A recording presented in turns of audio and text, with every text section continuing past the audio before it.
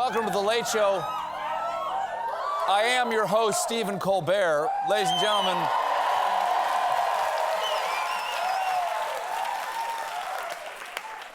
gentlemen, the thing we all knew was going to happen and continues to happen at a slightly faster pace. You see, for weeks, Vladimir Putin has been amassing troops on the Ukrainian border, especially near the breakaway Ukrainian provinces of Donetsk and Luhansk. Well, yesterday, Putin unilaterally declared them independent republics, then directed Russian Defense Ministry to deploy troops in those regions. Smart. He declares them independent, and then when he sends troops in, he can technically say, that's not an invasion of Ukraine, because that's not Ukraine anymore. And at this point, Putin's most important weapon is his Sharpie. So, why? Why is Putin sending troops into a place that's not his country? He claims it's to carry out peacekeeping functions. And it's true. I keep this piece of Ukraine, I keep that piece of Ukraine. I keep all the pieces of Ukraine. I am peacekeeping. Peace having, peace grabbing. And these two regions could be just the beginning because he gave every indication that he wants the whole pierogi. I would like to reiterate that Ukraine is just not our neighboring country. It's an integral part of our own history, culture, and spiritual space. Historically, people from this territory were called Russians. Now, Ukrainian experts have pointed out that nothing Putin just said is true. And I can verify that because I used to live in a neighborhood in Chicago called the Ukrainian Village, not the Russian Village. They have a Ukrainian Catholic church, a Ukrainian Orthodox church, a Ukrainian delis, Ukrainian barbers. When I lived there back in December of 1991, the Ukrainians were holding an independence referendum. And I went to that barbershop and I said, hey, you're Ukrainian. What do you think is going to happen in the vote tomorrow? And he was so happy that this American kid took an interest in the independence of Ukraine that he turned me away from the mirror and walked around me for 2 hours cutting my hair just to have somebody to talk to, until all I had left were white walls and a little tuft on the top of my head, like a Katzenjammer kid. And he did to my head what Russia wants to do to Ukraine. And if I had called him a Russian, he would have given me the Sweeney Todd. By the way, the very next day, they held that referendum in Ukraine, and 92% of the Ukrainian population voted for independence from the Soviet Union. No one can dispute that kind of margin. Not even Russia's biggest cable news celebrity, the My Turnip guy. In his speech just last night, Putin lied some more. Modern Ukraine from the beginning and in its totality has been created by Russia. To prove Putin wrong, after he made that claim, the United States Embassy in Kyiv tweeted out these 4 churches in Kyiv dating all the way back to the 10th century next to the empty forest that Moscow was in the same period. Oh, snap! You just got St. Peter's burned! That's crazy. Not to be out-memed, Putin then tweeted, ICANN has Ukraine? It's an oldie but a goodie. Following all this, the White House initially avoided calling Putin's troop movements an invasion and imposed light sanctions, barring new investment, trade, and financing by U.S. persons to, from, or in the so-called Donetsk People's Republic and the Luhansk People's Republic. Well, that's a disaster for anyone invested in the Ukrainian coffee chain Dunkin' Donetsk. But that's right. But today,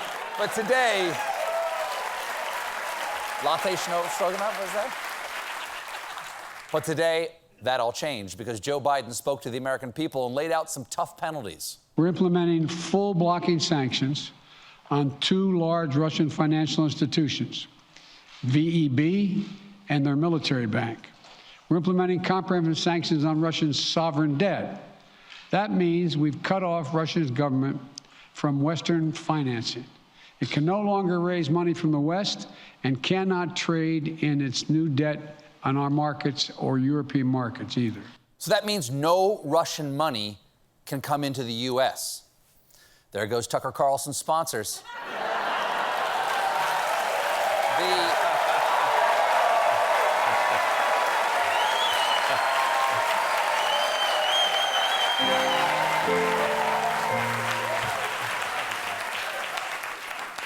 The administration, along with allies from Asia, are also considering even harsher sanctions that would cut off Russia from the high tech that helps warplanes and passenger jets fly and make smartphones smart. When these sanctions do take effect, your iPhone in Russia is going to sound like this. Hey Siri, give me directions to St. Petersburg. I don't know.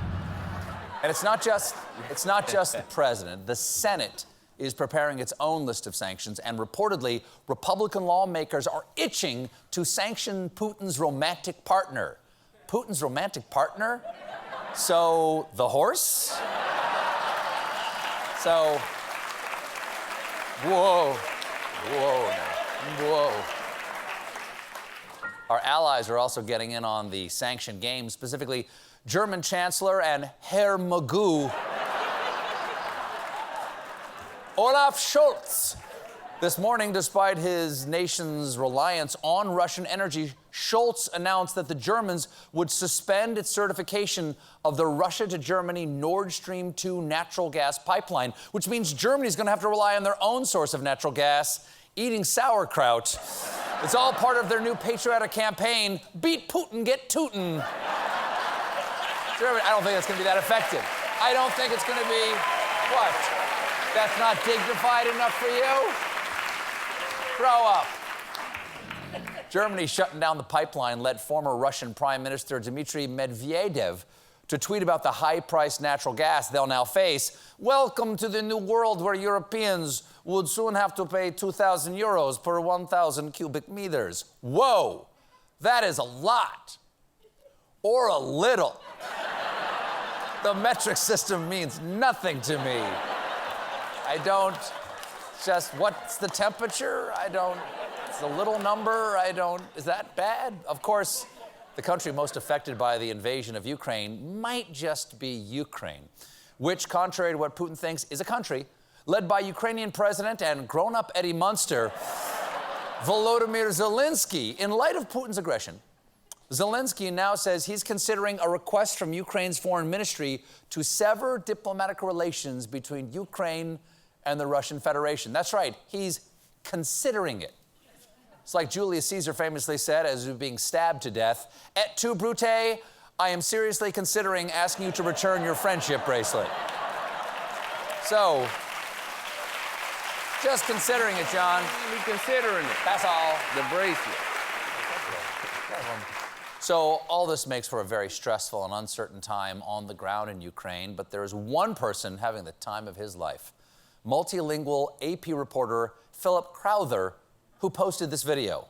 There's been a war with Russian-backed forces. Tudi si einen gewissen und der Krieg gewinnt. Dos reuniones che va a mantenere il presidente francese. Moscovo brandiu un annuncio de retirada da terça-feira. La diplomatie puisse arrêter une invasion russe de l'Ukraine. Und ein Vorwand für Russland in die Ukraine. Wow, that's pretty good. He's doing a great job with the language. Now, that looks impressive, but if you translate it, he's just repeating the phrase, "Where is the library? I must use the bathroom urgently."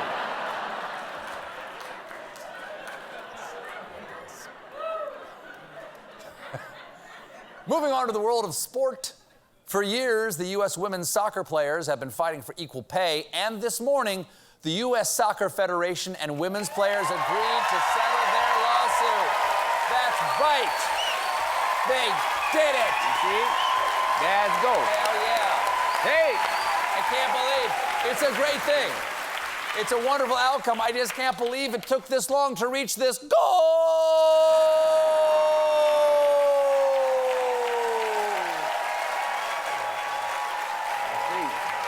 I see.